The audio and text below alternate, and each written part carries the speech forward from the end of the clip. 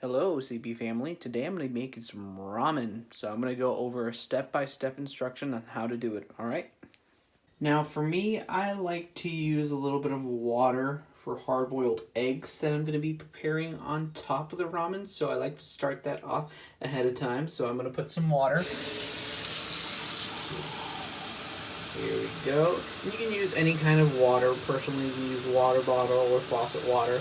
Either or, it's going to get boiled. So no matter what, some of the bacteria that's going to be on it is going to burn away. So I'm not really that worried. So now everyone has a different setup for their stove. For me, I put it up to 6. And if you notice closely, it's starting to bubble right now. Now what I made sure to do was I got 1 egg and put it in here. I try to put it in at the beginning, that way I don't burn myself. You know, you got to make sure that the water's still cool while this is happening.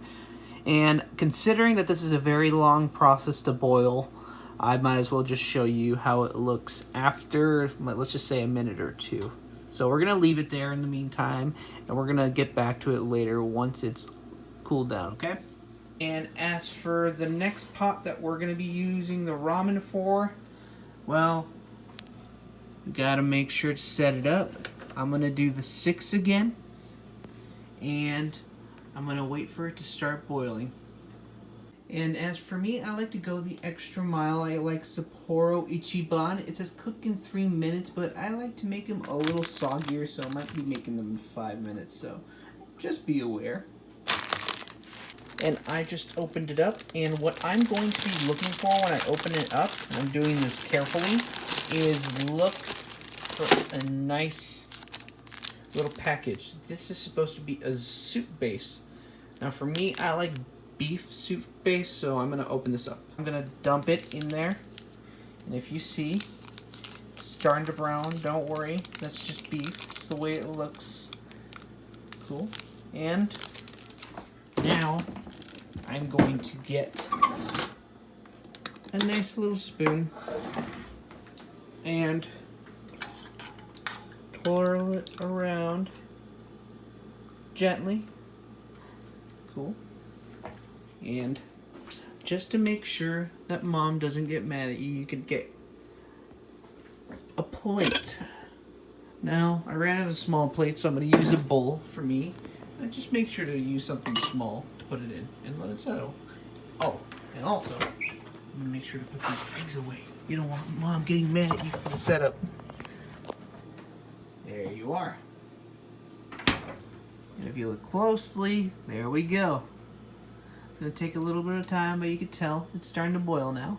Now let's take a quick little look. You see how this is starting to heat up? This is beautiful. Cool. We're still going to give it a little bit more time though, so. Alright, well, it has been boiling for a little, so I'm going to slowly put the ramen in. There you are. And if you do have any extra crumbs, feel free to shake it just a little, you know.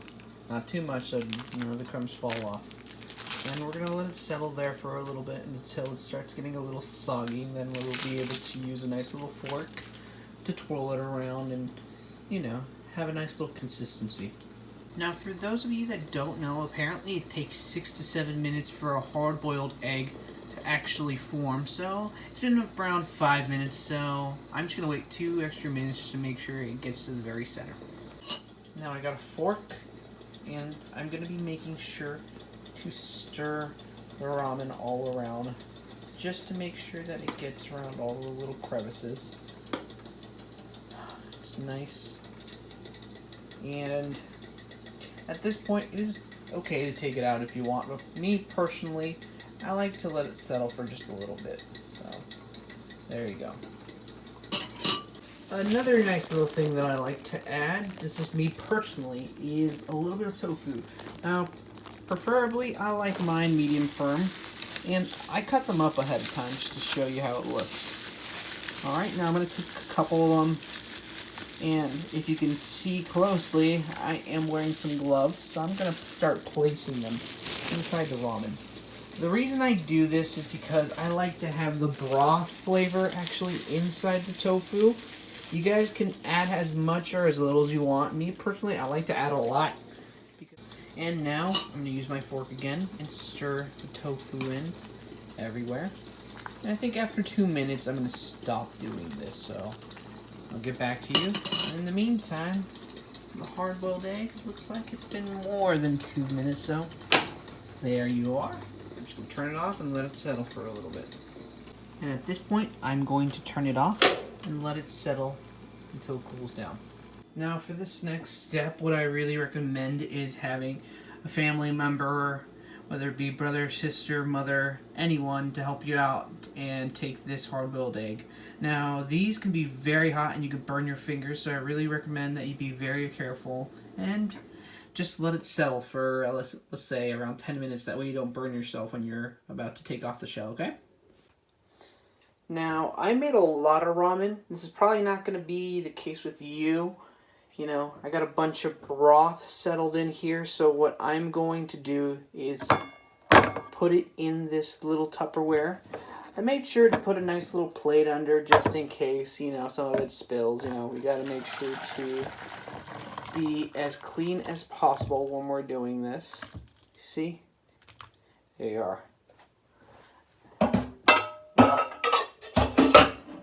Now, personally, I made a little too much, so I'm just going to take off a little bit of the broth. Now, what I did for the hard-boiled egg was I got a spoon and I started hitting the shell until it started to break into little pieces. I made sure to put it on top of the plate, that way we can have all the crumbs of the shell in one place. Now you see, this is starting to look very nice. Ooh, there we go. Perfect.